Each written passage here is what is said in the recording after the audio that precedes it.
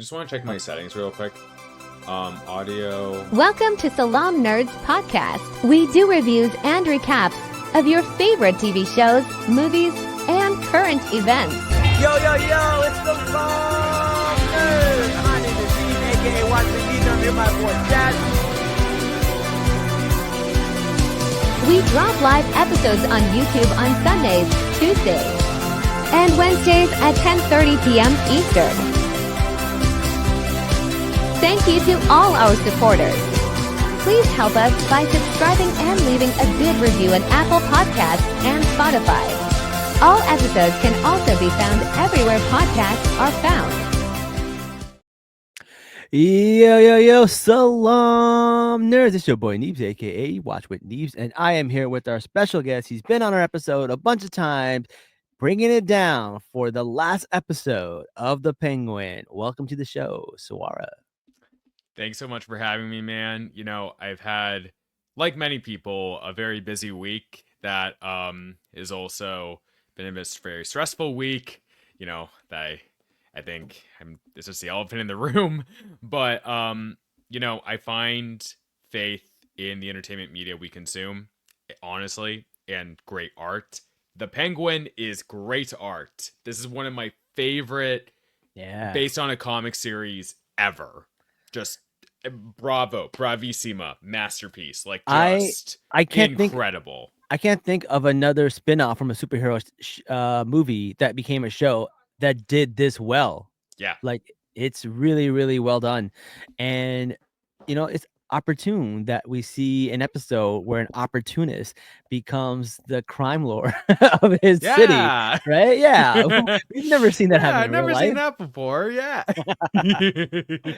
We got people in the comments already saying, Vic, oh no, he's a damn true villain. And you know what? Yeah. That's one of the things I want to talk about, because this show has been showing the Penguin as a protagonist the whole time, but he is not an anti-hero. He is a straight up villain. Yes. Villains are gonna vill, and that's what he did. Absolutely.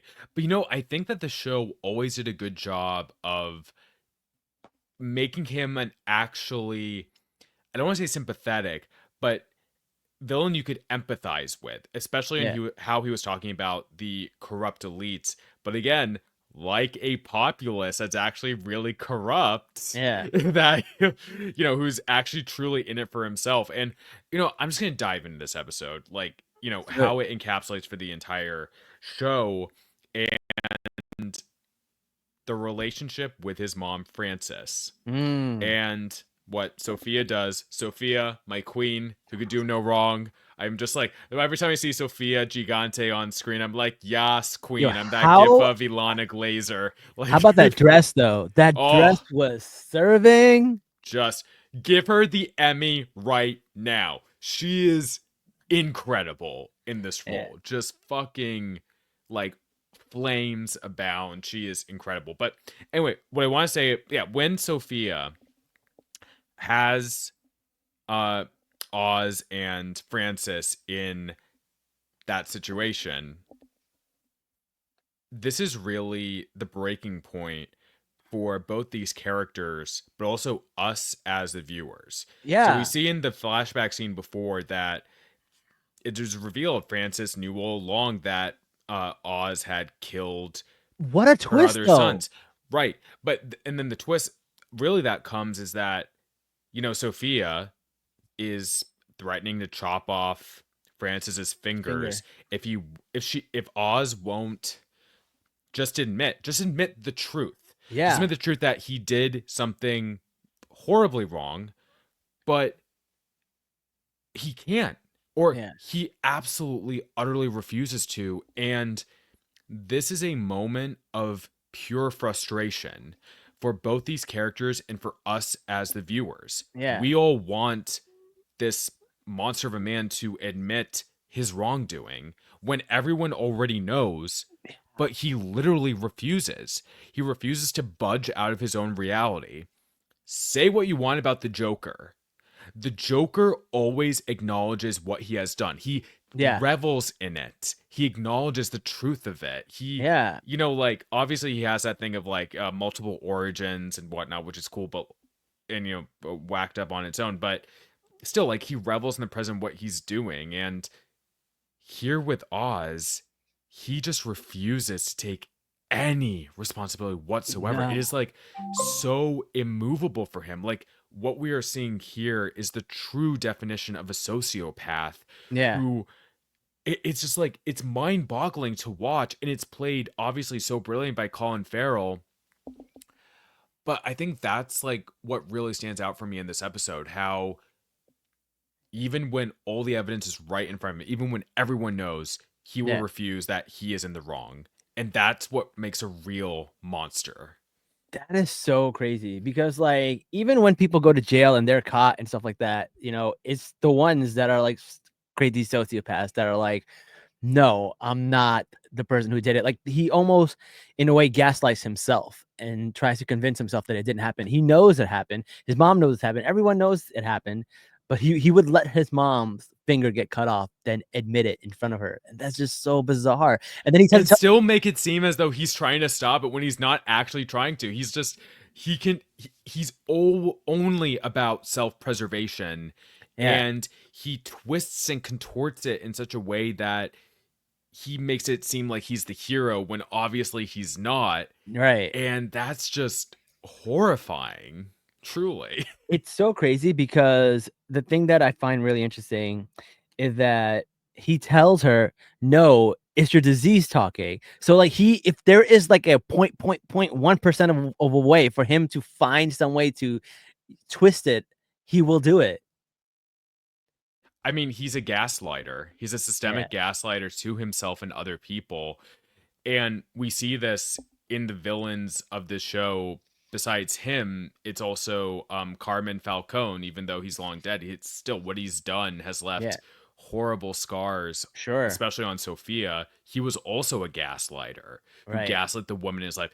That's the parallel. It's almost as though Sophia can tell, like, this is an exacerbated version of the monster my father was. yeah, And obviously Sophia, she's not a morally clean character either. That's part of why we love no, her, but she actually has principles here, which makes yeah, her, like, in my opinion, well, my favorite character, in my opinion, one of the most compelling characters. But also Oz is compelling in just how divorced from reality he is, yeah, and how he just refuses to take this responsibility. I just think it's a brilliant depiction, truly. And it wasn't one I was it's something we built up to, but it's yeah. also something I wasn't necessarily expecting. Hmm. It was just pulled off so well. Lauren LaFranc and her team are geniuses. Amazing. Just incredible job. And I agree with everything you're saying. It's really interesting. And to the point where, like, Sophia was like, "Wow, you were really gonna let me do that, weren't you?" Like, even she's surprised. Like, she's like, "You really are a bastard." Like, it's a really, really despicable what he's done. But to go back to what you were talking about earlier, I love the storytelling of this episode because they use uh Dr. Julian Rush to tell us this flashback, and it's done in such a way where, like, we don't see the old version of his mom. We see, like, the older version of the mom, right? But I mean, like, the one she is now in present time. And it was just so fascinating to see. And then when they told us that she knew the whole time she saw the flashlight, it changes the entire story because every time we're like, you know what? His mom's kind of bad too. And look at the way she treats him. Maybe he had a bad childhood and he did this. His mom, and then you find out his mom couldn't stand him because she knew what was happening. So it was like, even though we go to the last episode, they're still pulling things to make the 7 episodes before us. We can now see that in a different light because of this new information. And I almost want to go back and rewatch the episodes knowing this information and see what I can pick up and, like, the clues that I can find. But it's really interesting the way his mom treats him in their relationship. Yeah, Frances, I think, is both a victim and an enabler. Yeah. She I'm certain, like, once she found out, like, that her kid had effectively killed her two other kids, literally we find out in this episode that she was going to get this gangster guy that Oz had Rex. admired, Yeah. to Rex, to kill him as a kid, because she was so horrified. But also, I'm sure she thought to herself, oh, what could could I get rid of like my last remaining son? Obviously, it's all horrible to think about from all angles. I but yeah, she like continued to enable him, maybe because she was scared, maybe because she saw some sort of opportunity in him becoming a gangster and getting her and like what's left of their family an actually good life. But she it's just so tough. It's just so Yeah. tough like being in that situation. And I'm sure, she wasn't like, she didn't have a lot of options. Like she was a single mom, and Yeah. she's just an extremely tragic character. But I think ultimately I do see her as a victim throughout this entire situation, especially as Oz got older and became a gangster, and she was increasingly relying on him, even though Yeah. she always understandably hated him for what Yeah. he did. And the state she's left in with this severe stroke at the end, Yeah. where, she actually does harm her child directly, Yeah. and she has a stroke because of that. It's just heartbreaking acting by the Dee Dee. actress. Yeah, Dee, like Deirdre. I forget her last name, but she is just absolutely brilliant. And yeah, I think ultimately I feel so sorry for her. She is a Yeah. victim in these horrific circumstances. She was really in like between a rock and a hard place, right? Where she, like, you talked about it, where she had to either kill her son because she's like, the devil's in my house, right? This is kid is the devil. He's always been a needy kid, but I was like, whatever. And her realization that he killed them, and he had no remorse the whole time. He sat with me. He sat on the thing. He could have told me the day. There's so many times he knew they were drowning and didn't tell him. He locked it behind him, right? So she knew all the stuff that happened, and she's like, should I kill him? And then he gives her that story about like, hey, I'm gonna give you the world. I'm gonna do this and that. And she's like, everything's been taken away from me at this point. Maybe I can get something out of it. Because Rex says these kinds of people, these people who are born like this, they can be useful. They can go up in the world. And she's like, I need to make something out of this. And I think that's what she Yeah. tried to do. So that was her thing. And that's why she chose for him to, told him to be a gangster, told him to be this tough person, because she was like, I need something good to come out of this horrible situation. Yeah. By the way, the actress' full name is Deirdre O'Connell. Yeah. Absolutely brilliant performance. So good.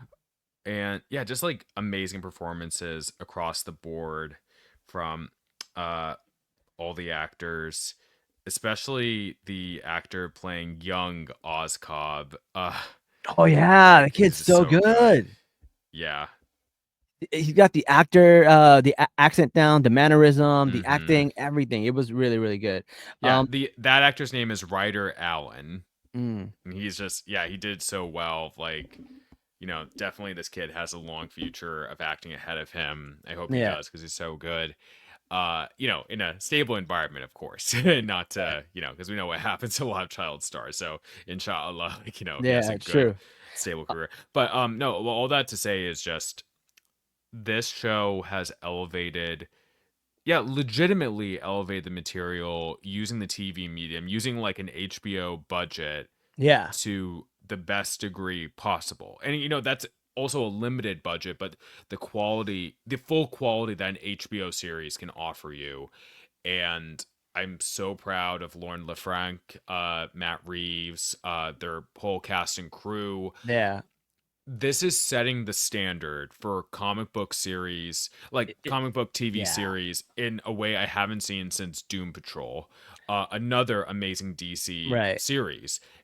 It tends to happen in DC. Like I said on a previous podcast, like DC TV is aces, and this series is through the stratosphere. And I know it's just a limited series. I know it's a tie-in with the Batman universe, but even Yeah, so, it's still a TV medium. This is still the standard. I hope that James Gunn's universe aims for this type of standard. We know that Lanterns, despite my reservations about the thing is, like, I think the actor he's great that they got for Jon Stewart, but Right. I have to like defer to my black friends, Right. The community. the community who always talk about who are talking about the colorism that's Right. in my opinion is very apparent. Yeah. Hopefully he is like I'm sure he will be like a very good Jon Stewart. I hope like just no more colorism in the universe, please. Yeah. Anyway, but besides that, this is really what I hope the standard is for DC series, and you know I've talked about the MCU already, how Listen, I've lost faith for it. it's But like, can I just tell you? yeah. Recently, apparently, Kevin Feige said after saying that they're going to slow down, Yeah. now they're saying we're actually going to do 3 movies I and 2 know. series a year or something like, or 2 movies and 3 series a year. But even so, like that's still a shit ton, Kevin. That's not slowing down. Like, yeah. And the thing is, sorry. like, it's hard for us to watch something like The Penguin and then go back and look at something like Marvel and be like, Yeah. come on, like this is what they did with 8 episodes, and it felt Yes. complete. It was Absolutely. satisfying. Each Like, I don't episode need was its more. own arc. It Yeah. was so good. Each episode let me satisfied, and then at the end of the season, I'm like, there's nothing else I need. I have everything I need. And I don't ever feel that way with a Marvel show. Yeah. No, it's like just I mean, not to keep beating the dead horse that I think is the Yeah. MCU right now. Like, oh my god, I was at like my local comic shop, Phantom Comics, and like they all hate the MCU. Yeah. Like, I don't think they'll mind me saying that. But even as something as good as Agatha all along is, you know, that's might be a fluke for all we know. Yeah. And understand that Daredevil was going to be around 20 episodes, which like, oh great, they're going back to Yeah. that. Now it's apparently going to be 10 episodes. Just like, yeah, just like, you know, it's like not going to be satisfying. It's probably going to be like, oh, what happens to Daredevil in this pickle? Wait till he teams up with this MCU super. I'm just like, no, just like leave. Actually, I love in the Penguin what they did, ending it with this really demented scene of him and Eve, with Eve dressed up as his mother, like that just was so so- messed up, but that's still so so pitch Oedipal. perfect for the show. Like it's just it's messed up. It's beautifully, perfectly messed up. That's what the show is. Yeah. But anyway, because that's Eve. That's the girl yeah, he's going exactly, for. exactly. And he's like making up. her his mom, while his mom is absolutely catatonic. It's like messed up. That's But bizarre. Yeah. I know, but at the very tail end of this, Yeah. you know, as they say, who's gonna stop me? And then we see the bat signal. Perfect. 10 out of 10. so good. No notes. That, you know, I love that more than if they would have had Robert Pattinson like from the back as Batman No. looking into his window. No, I think like the bat sign was signal best. was perfect. That was Pitch perfect. perfect. I Yes. agree. And then we also got the little Selena Kyle reference, which I thought that was so good. Oh. So good. Just these Gotham women, like I love. I need like, I'm not sure if like Sophia would be a Gotham City siren, or like, I mean, she's gonna continue on as either an anti-hero or villain, and I'm just like, I love this character so much. I was convinced. Okay, let me tell you. So I'm not on Twitter anymore, but I am on Blue Sky, which Blue Sky is great. I gotta tell you, I highly recommend getting a Blue Sky account. Anyway, will try it. Yeah, so one of my mutuals, this isn't any shade, absolutely no shade. Just like, just this is my own fault. You know, I went online and they posted a bit of a negative reaction to the finale, and like, I assumed that because of that, Sophia was gonna die, and I was bracing myself for it. And literally, like at that moment where like Oz literally has the gun to her head, and I'm like, oh no, I'm bracing myself for it. But Yeah. the surprise is that Oz actually sends her back to Arkham, Which by the is way, the fate worse than death. fate worse than death apparently, but great for us because we're getting more Kristen Milioti as Sophia Yeah. Gigante. I'm so excited. Like you said, like, and it was a rumor that she's going to be in the Batman too. Yeah. Let's do it. They know Let's they do have it. gold here. Yeah. But by the way, I also have to say, you see, I just keep talking about this episode because like there's so much. No, in we there. got It's time. good. Let's go for Yeah.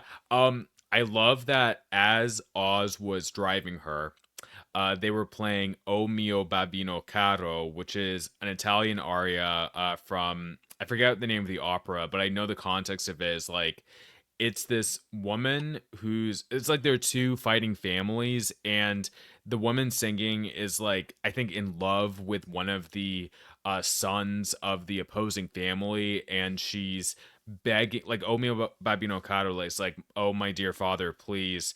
Um, like she's begging for there to be some sort of resolution, and like how deeply she's in love with this man. So the irony of playing that song to Sophia, who obviously absolutely despised her father, Mm-hmm. and that's like Oz. Like I love that choice. It's like mental games that Oz is playing with her, of being like, "Oh yeah, you hate your daddy. Here's a song about like a woman like begging her daddy to do something." Just like the levels here, the Yeah. details are so good. No, that was really, really good. I definitely enjoy that. I knew, or I heard the rumors of her being in the Batman too, but that scene is still shot in a way where you're like, okay, it's coming. Okay, the rumors are like, I basically like forgot all of it. I was just like, okay, I was in the moment and like this is gonna happen, and then you pull back and you see that the cops come, and then you're like, oh wait, he did meet up with the guy in court, and he set them up with this idea of how he's gonna spin this and how it's gonna look so good on him. And I thought that was brilliant, the way they set this all up and to set him up to be a, some kind of like kingpin of Gotham, which is interesting because a lot of people are saying, I don't know if you noticed, but the curtains in the courtroom were all shaped like owls, which seems to be a nod to the Court of Owls. Oh, that would be really cool if like somehow Oz like the penguin like intersected with the Court of Owls. That could be really cool. I Yeah, don't know if right. he's done anything with the Court of Owls in the comics actually. I don't think so, but he has in terms of like the Court of Owls have used him, but I don't think he's been like officially in it or anything like that. Right. Um, but one thing I do want to talk about, even though um we touched on it a little bit, Victor, like Oh. his speech when he was getting everybody riled up, and then he gets Mhm. punched in the gut. And I'm like, the way that was done was so good because number one, you're like, this is somebody who can't speak. He has a stuttering problem, and I don't. You listen to the show, you could probably tell I have a stuttering problem also. So like, I love the fact that this was his moment and he just ran this like penguin-esque speech to just rally everyone up. And then Ling basically punches him in the stomach, and you're like, oh, he shut him up. And then you're like, it sets up the whole thing of all the deputies attacking the main guy because he wanted to shut him up Mhm. to actually protect him. And he's the one that put everything together. So he did everything to save the penguin. In fact, throughout this entire show, he's been coming in clutch, saving the penguin over and over and over again. And to see his character development grow and to see this character that we knew nothing about, he doesn't exist, to go all the way to the end, have us fall in love with this character, and then to just see him die was heartbreaking because I was like, "Oh, he's going to be okay." Like, and then at the last minute they take it away from us, and it was just Mhm. heartbreaking. And the fact that Yeah. makes it so interesting is the penguin also truly does love him. He wasn't just using him. He truly does love him. He's seen him at his most vulnerable. He's seen him as weakness, and because of that, he said he had to kill him because he could not have any weaknesses. I just think that is brilliant. That's just such a good story. Yeah. Renzi Feliz is an amazing actor. I really hope great things for him from here. He also deserves an Emmy nomination. It's I funny. It's like everyone Yeah. on the show, you're like, give him an Emmy, give her an Emmy, you get an Emmy, I you get an Emmy. I mean specifically Sophia and Victor's actors. Like they are, I mean Colin Farrell as well. He should get an Emmy nomination. Also like O'Donnell. Like Also, like McDowell. She's makeup. great. Also, like there's so much. Yeah. The entire show is just gonna clean house. I mean, I hope so. Like, they deserve like a SAG nomination for best cast. Yeah, Period. Uh, just no, seriously, this show needs to sweep, man. This show needs to like get yeah, all the awards. It's truly, truly magnificent. yeah, I'm so blown away by, and I love that it's a single season, and it yeah, only really needs to be. And if they can do this level of quality for all or most of the Gotham villains, yeah. just yes, My yes, yes, biggest yes. fear is that they try to force a season two without the people who made season one happen. Like they new writers, I new showrunners, and they did like we just got to capitalize on this, well, squeeze as much money out of it as we can. I personally, well, for one thing, if they did, I don't think they would do another team other than Lord and LeFranc. Like, she's Yeah. close with like Matt Reeves, and Mhm. this is Matt Reeves. Like, he's the executive producer. Like, he's the one, guiding the overall ship that is the Batman Right. universe. Um, which is also to the point of I don't think he would want or even really allow a second season because the intention is for this to be um just one season. Yeah. So I think yeah, I'm not too afraid of it like getting a I mean that's something like you don't usually hear like, oh, we No. don't want to get a second season. Like I think this only needs to be one season. Yeah. I think that they understand that too. I think that DC has a bunch of projects they're doing already. I think they also see the mistakes. James Gunn, he has seen firsthand the mistakes at Marvel Studios of Yeah. overproduction.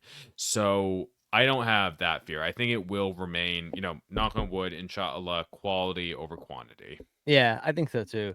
Uh, do you think there's a possibility that like the Matt Reeves universe, people are gonna want it to continue to the point where it's overlapping with the Batman of the DCU, and then people are going to have two Batmans to compare it to, and that's gonna get really tough because it's hard to outdo this Well, one, well, yeah.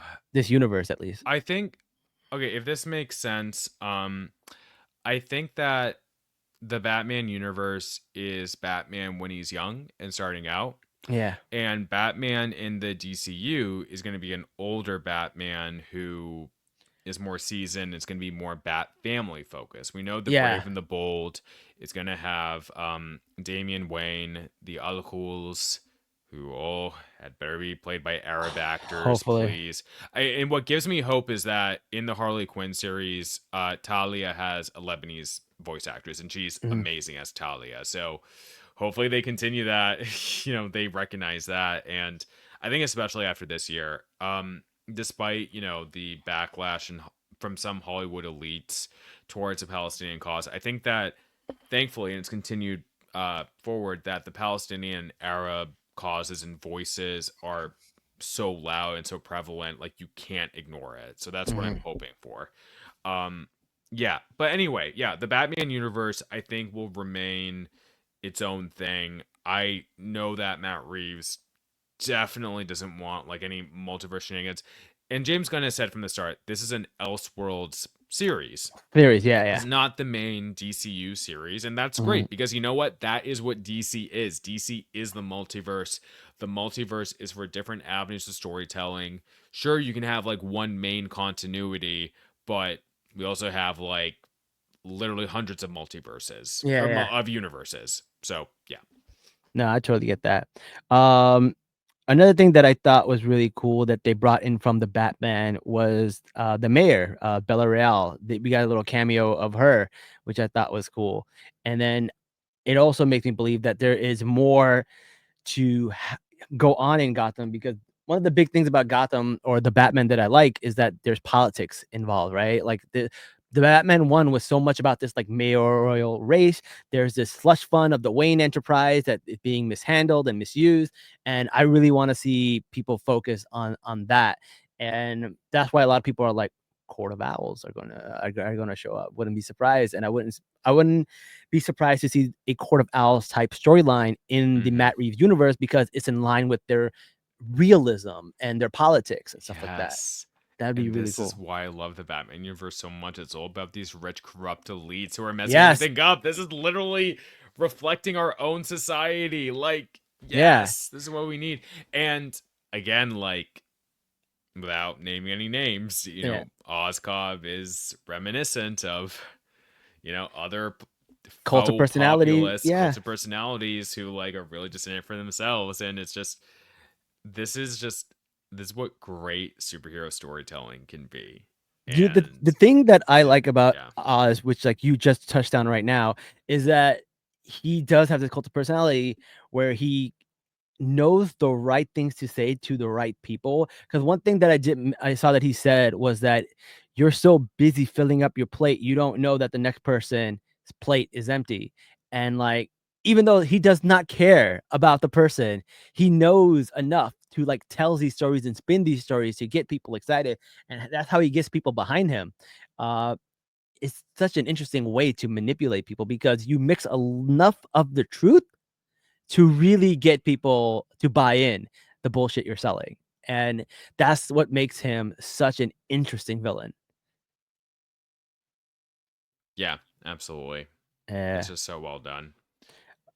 Also a cool little thing, when Sophia was being, killed right underneath that bridge, he mentioned that it's called Elliot Bridge, which, the Elliots are Bruce Wayne's friends. So, Thomas Oh, Elliot, and interesting. he's, in the Hush comics, is a Mhm. very prominent figure.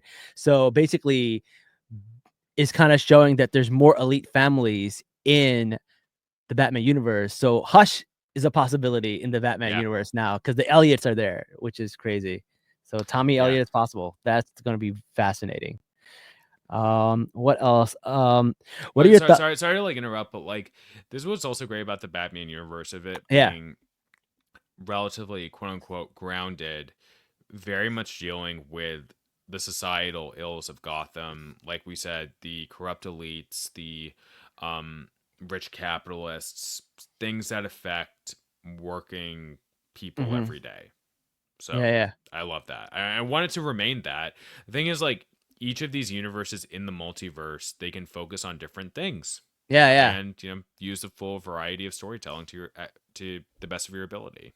Yeah. And like I don't mind the realism of the Batman if we also get the comic book version of Batman in the DCU. It's like everyone gets to eat, everyone gets to like what they gets to see what they like, basically. And I don't mind that. I don't think that's a problem. I think that's a big problem with the MCU because in the MCU, it's one continuous universe. So you go from something like Captain America the Winter Soldier to something like She-Hulk, the tone shift is so jarring for people and there is such backlash for it. Whereas some people might like the campy style of storytelling of She-Hulk. Doesn't mean that it's taking anything away from the dark version of like the Captain America the Winter Soldier or something like rated R like Deadpool. I just think there's less like backlash when they're in their separate universes. Then the tonal change doesn't really affect anybody. And I think a better, I don't know, like in better way to make shows and have them be, accepted by the fans. Yeah, and again, just let creators do their thing. Yeah, just let Like the creators do the thing. let Lauren LaFranc do her thing. Let this like writer producer whom I had no idea about before let me become a fan of hers. Like let me become a fan of like these specific Yeah. creators.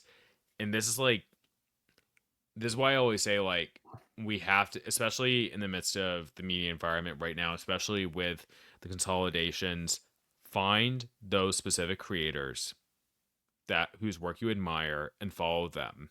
Let Yeah. them be lifted up. I want to see another Lauren LaFranc series in the Yeah. same way.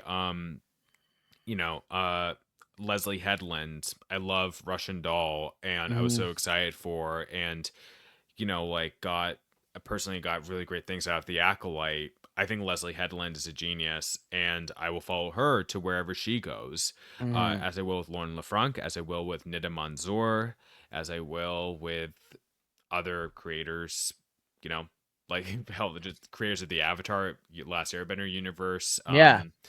Mark, Brian Konietzko and Michael Dante DiMartino, and writers I care about, Nadia Shamas, especially, who is brilliant, Sonia Sleiman, both of them Palestinian.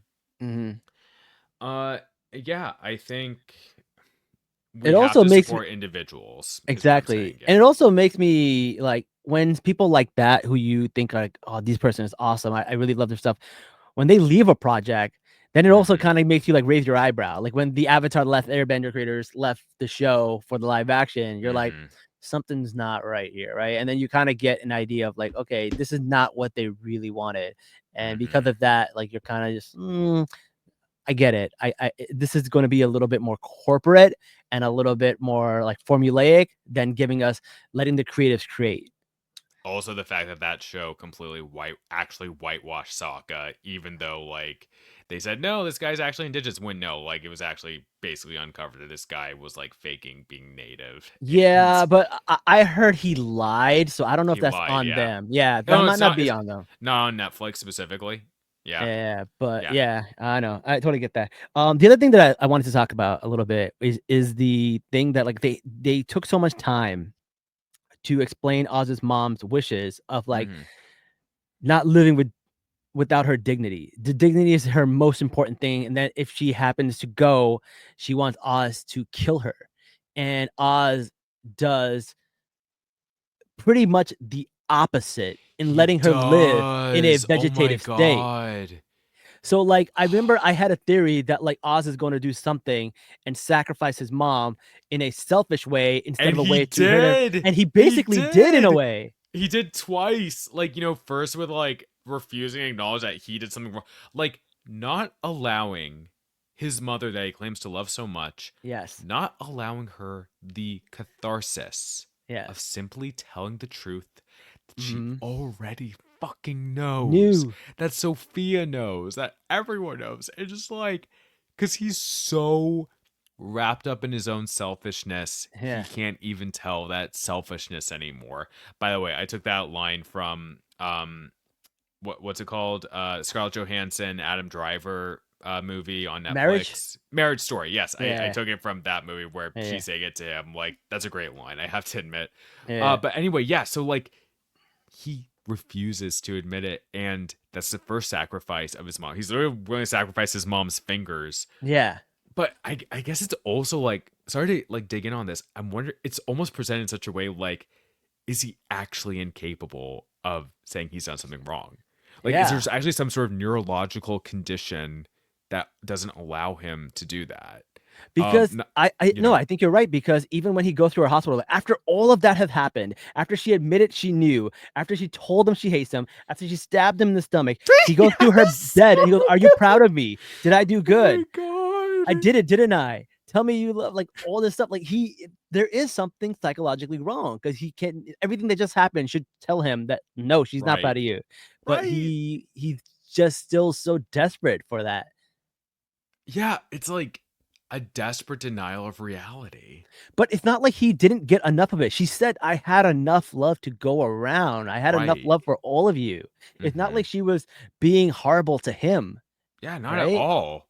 Not at all. It's like he was jealous of his older brother when, I don't know, like maybe his mom, just that day, it's just like something snapped in him. It just Yeah, like, and obviously being disabled, I just like, not not to say that like that happens like with disabled people. Obviously not. This is like obviously a not. unique case. It just, but it's just so fascinating, this Yeah. kind of evil, because he is straight up evil. He is a straight He up is evil. villain, Yeah, he's and but honestly, I he's might just say he is probably one of the best villains that DC has to offer because what he did was not just like evil, but cruel. Like on an yes. individualistic level. He's not just like Thanos where you snap your fingers, you genocide at random. Yes, Oh, the he, numbers are there, but yeah. what he does is just cruel. Yes, he's more evil than Thanos to me. Yeah. Like Yeah. I'm just gonna say it. I think Thanos, at least in the MCU, sucks as a villain. I never got the debate over whether he's right or not. Is, I mean, I know you and Jazz like talked about before. No offense to either of you, but I think the whole debate is stupid. Like, just I think like Infinity War and Endgame are great films, but they're not meant to be like seriously Yeah. dissected or discussed, to be Fair. quite honest. But this, again, like with the Batman universe and how pertinent it is for our actual reality. And the thing is, like, we know people, ultimately we do know people like Oz, again, like Yeah. these sociopaths and like populace that come into power who just are in it for themselves, and while they're saying for their people and for the people, but who cannot. Okay, the thing is with Oz, the reason I'm so compelled by him as a villain, because like I have had people in my life who will refuse to acknowledge if they've ever done anything wrong, Yeah. or they'll have to be like really sort of pushed to admit that they were wrong. And Yeah. it's Yeah. very, very frustrating. Yeah. And I think that all of us in all of our lives have had that frustration with certain people, whether in our families or like old friends or colleagues, like Yeah. people who you know they're in the wrong and they refuse to admit it. Yeah. Yeah. Either whether it's because of their privilege, whether it's because of their arrogance, whether it's because they were brought up with parents or people telling them they could do no wrong, etc. And so in that I talked about it before, like that the frustration of Oz not admitting he was wrong, that is the point. And a big part of the reason I think that that's a masterful moment is because all audiences have known someone like that in their lives. Yeah. And we're seeing this encapsulated in this villain. Mhm. Something we can point to. Like I could say to someone in my life, like who's that area, I would just be like, "You're just like the penguin on TV." Yeah. And Yeah. that, I mean, that sounds extreme, but obviously, for this character, but that's just how I feel. Like it offers that catharsis Mhm. of knowing that, hey, you're not quote unquote crazy. You're not like not miss seeing things or whatever. There are actually people like that. And it's Yeah. unfair and deeply frustrating, and we need to acknowledge it. Like the acknowledgement of that reality that there are these gaslighting people is Mhm. itself liberating. Yeah, no, I agree. And it's not like a situation where like, a little kid gets caught in a lie and he's just too afraid to tell the truth, This is different. This is somebody who a master manipulator and literally cannot see past his own world that he created in his head where he is the hero. He is the person who saved Crown Heights or Crown Point or whatever it's called. And he really thinks he is this hero for the people.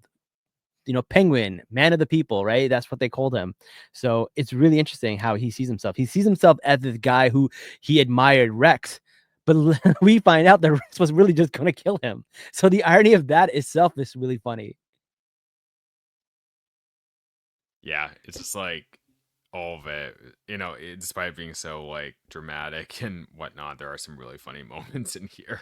Yeah, It's yeah. just such a well balanced show. It's so good. And the thing is, like, they also give like, yes, there's a lot of realism and it's a great story and it's not that comic booky, but then they also do give us like these little treats. Like we get to see the penguin in his actual penguin suit with the umbrella and the top hat, and like we get to see that, and like he has a purple Bentley now. So like it was really cool to see the purple in his like life and everything, and it give that little bit of like the Easter eggs for the fans too. So it was a great way to really capture the character, but also Hmm. elevating him into a way we've never seen before.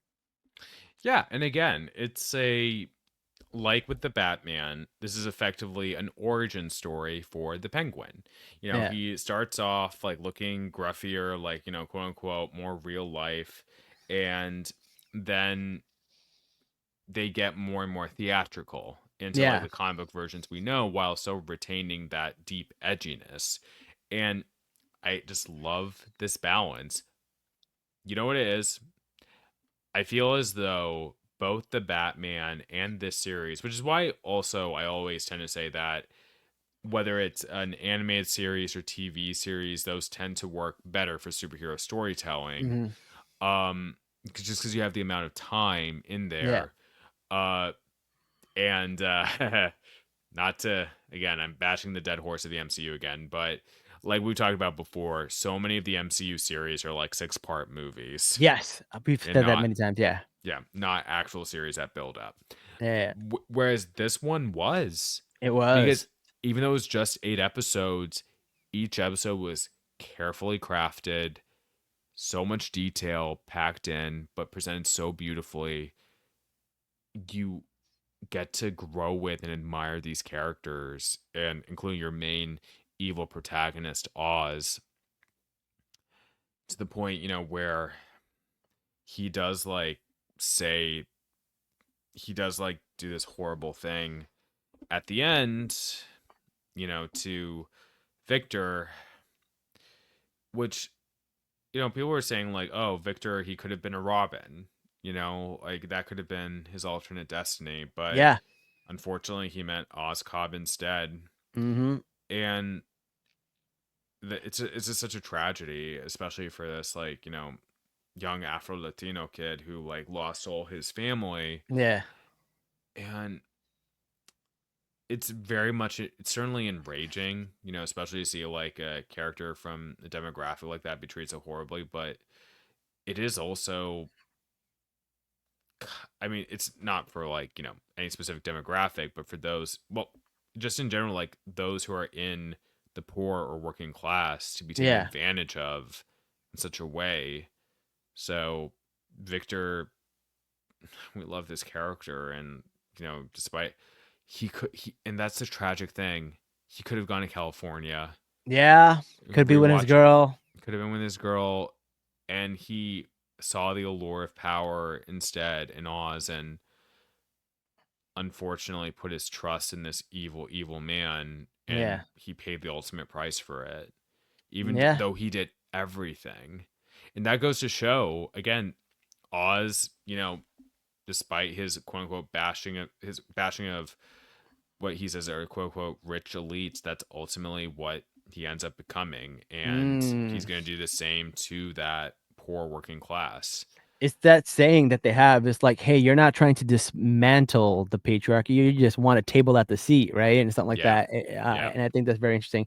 Another thing you said that I found very interesting is that this is a penguin origin story, but the origin story usually comes before we see the character, or Mm-hmm. after we see the character. In this, we saw the penguin in the Batman, and we get an origin after the Batman, and it takes place still after the Batman time wise, right? It's not a prequel. Mm-hmm. And I think that's what's fascinating about this, Yeah. because when he was in the Batman, we thought that was the penguin. We met the penguin, but he wasn't the penguin yet, and we just didn't know it. Mm-hmm. And that's just fascinating. And now you watch that movie in a different light. I'm Can't wait to really watch the Batman again I'm after gonna do that this. too. I'm gonna rewatch the Batman. So I'm looking forward to that. I think it'd be a good podcast to rewatch the Batman after the Penguin and see what we think about it. I think that'd be a really cool thing to do. So I'd be really down to do that. Before we go, is there anything we missed that we did not get a chance to talk about? I can't think of anything Trying to else. think. Yeah, unfortunately, a lot of characters had died by this point. I know. Uh, R.I.P. to the rest of the amazing Yeah, Julian Rush cast. is still around, so we'll see what he gets up Oh to. yeah, oh Yeah, yeah. No, just again, my queen, Sophia Gigante. She is alive and kicking in yeah. Arkham. Unfortunately, it's Arkham, but But I what she's what? she's gonna connect with Selena Kyle, Yeah. Catwoman. Catwoman will break her out. That's what I'm hoping happens. And Well, just the thing is, someone mentioned in my podcast last week is that she pulled a Joker. She got the psychiatrist to basically fall in love hmm, with her and this break is her true. out and get her out. And I think that's just crazy. That It was could really cool. happen She, again. Yeah. yeah, oh, man, No, no, but again, Kristen Milioti, she is absolutely incredible. yeah, yeah, Just give her the Emmy, please. She needs acting awards. She needs to be nominated for the Emmy. I hope she wins. And just she is an extraordinary actress. yeah, yeah. Like I need to see more from her in general. I need to watch more of her series, like I mentioned before, and just yeah, so good, so good. All right, man. Well, listen, thank you so much for being on all the episodes that you've been on for this season. We couldn't have done it without you, man. I really appreciate it, especially filling in for Jazz after all the stuff that he's been going through. So that's been really, really helpful to us. Before you go, can you let people know where they can find you? Yeah, y'all can find me now on Blue Sky at Spider Mm, Swars. It's definitely a Twitter light, but it's so much more pleasant. You can mm, block a bunch of people easily, like right wingers and MAGA people yeah, easily. Um, and it's growing now. Twitter has for reference, has 600 million users. Now Blue Sky has 14 million, which is still small compared to Twitter, but it's still growing a lot. And yeah, for certain world events reasons, it's been growing I think even more exponentially recently, and it's so much more active now. Like so many people are king. So find me on Blue Sky at Spider Squars at Spider Swars bluesky.social. And I'm a freelance writer for websites like The New Era, But Why Though, Nerds of Color. I recently had a piece go up on the New Arab last week about the Palestinian Film Festival that was held here in DC. Some amazing films were being showcased there, particularly on the night I went.